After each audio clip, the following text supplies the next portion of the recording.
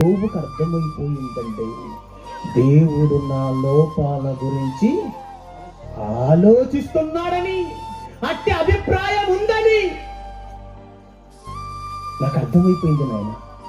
అందుకే యోబు యథార్థవంతుడుగా, న్యాయవంతుడుగా, భయభక్తులు కలిగి చెడుతనాన్ని విసర్జించి ప్రతిరోజు పిల్లలు ఎలా ఉన్నారని, పిల్లలు చెడిపోయారా ఏంటని ప్రతిరోజు పిల్లలని కంటి రప్పలా కాపాడుతూ వాళ్ళ కోసం ఏం చేసేవాడు తెలుసా? ప్రతిరోజు వాళ్ళు దేవుణ్ణి దూషించి పాపము చేసిరేమో అని ఒక తండ్రి బాధ్యత ఎలా తీసుకున్నాడు తెలుసా?